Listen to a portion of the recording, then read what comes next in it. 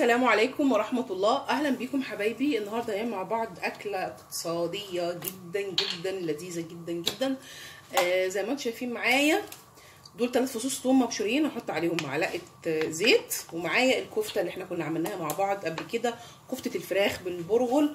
هنعملها بالصلصة وتشكيلة كده، حاجة كده جميلة جدا وموفرة جدا ان شاء الله هتعجبكم. هناخد بس التومية بتاعتنا دي كده ايه، تتبيله بسيطه، مش عايزين نغير لونها حتى يعني. تمام كده في الزيت. وهجيب معايا حوالي 4 طماطمات، بس تكون طماطم حمراء، او لو معلقه صلصه كبيره او معلقتين صلصه على كوبايه ونص ميه، واحطهم عندي كده واسيبهم مع بعض لغايه لما مش يتسبكوا، لغايه لما يغلوا غلوه واحده بس. هحط معايا، هي خلاص كده قربت معايا تغلي، احط معايا فلفل اسمر يعني ربع معلقه، وهجيب برضو رش خفيفه كده زنجبيل، واحط معايا ورقه غار. وهي بقى بتغلي كده، انا لسه ما حطيتش الملح، هحط الملح في الاخر. تمام، هي بتغلي كده هجيب عندي الكفته اللي انا كنت عاملاها، وهي سخنه، لازم تكون الصلصه معايا سخنه، ما ينفعش تكون بارده. الكفته اهيت لو نسيت شكلها. تمام، وابدا انزل بيها زي ما هي كده من غير تحمير، من غير اي حاجه، في قلب الصلصه بتاعتي.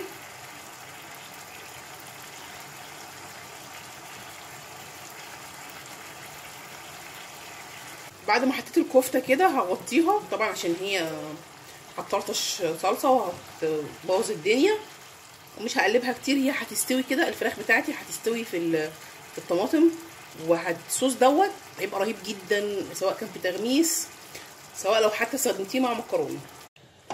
زي ما انتم شايفين معايا كده خلاص استوت. انا بقى احط عندي الملح. طبعا انا ما حطيتش الملح في الاول علشان خاطر الكفته بتاعتي اصلا متملحه، فهشوف هي محتاجه قد ايه.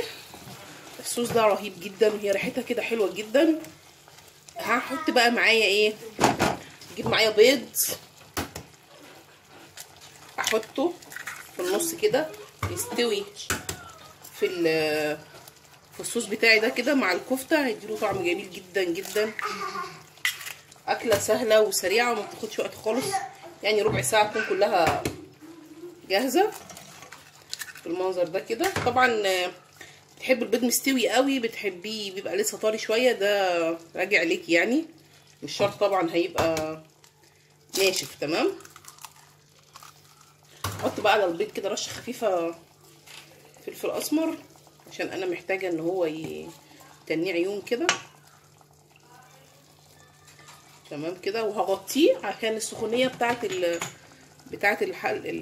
الحله او الطاسه اللي انت شغاله فيها هي اللي هتكمله كده.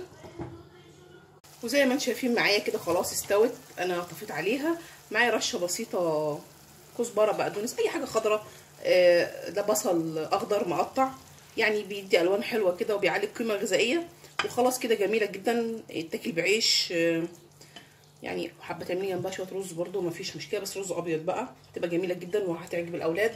اتمنى ان شاء الله ان الوصفه بتاع النهارده تعجبكم وتجربوها وتعرفوني. وما تنسوش بقى لو عجبتكم تعملوا لايك للفيديو وتشيروا الفيديو عشان الناس تستفيد. اشوفكم على خير الوصفه الجايه، والسلام عليكم ورحمه الله وبركاته.